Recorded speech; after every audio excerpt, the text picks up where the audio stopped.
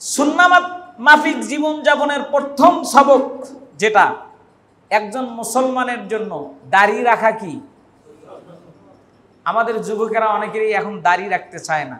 আফতাবগঞ্জে মাশাআল্লাহ একটা পরিবেশ তৈরি হয়েছে, অনেকেই দাড়ি রেখেছেন। সম্মানিত যুবক ভাইয়েরা যারা এখনো দাড়ি রাখেন নাই, এই দাড়িটা গুরুত্বপূর্ণ একটি রাসূলের সুন্নাহ। যে ব্যক্তি বারবার দাড়িতে খুর লাগাচ্ছেন, জানেন আপনি যখন দাড়িতে আঘাত করেন, খুর লাগান, তখন আপনার রাসূল তার কলিজায় আঘাত পায়।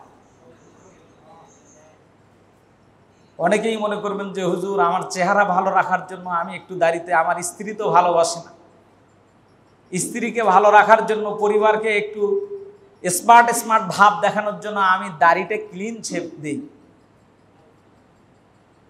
আমি তাকে সাজেস্ট করব, ভাই আপনি যদি আপনার পরিবারকে খুশি করার জন্য আপনি আপনার দাড়িটা যদি ক্লিন শেপ দেন, আজকেই আপনি 2টা ব্লেড নিয়ে যাবেন। একটি ব্লেড দিয়ে বলবেন তুমি আমার দাড়িটা শেপ করো, শেপ করলে আর একটা ব্লেড দিয়ে বলবেন আমি তোমার মাথাটা নেড়ে করে দেব।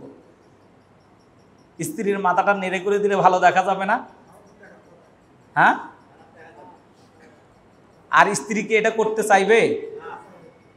তাহলে আপনি আপনার স্ত্রীকে বুঝাবেন যে তোমাকে ভালো রাখার জন্য তুমি আমাকে ক্লিন শেপ দিতে বলো, কিন্তু তোমাকে ভালো রাখতে গিয়ে আমার রাসূল তো আমার প্রতি নারাজ, আমার রাসূল তো আমার প্রতি বেজার, আমার রাসূল তো আমার জন্য সাফায়াত করবে না। করবে?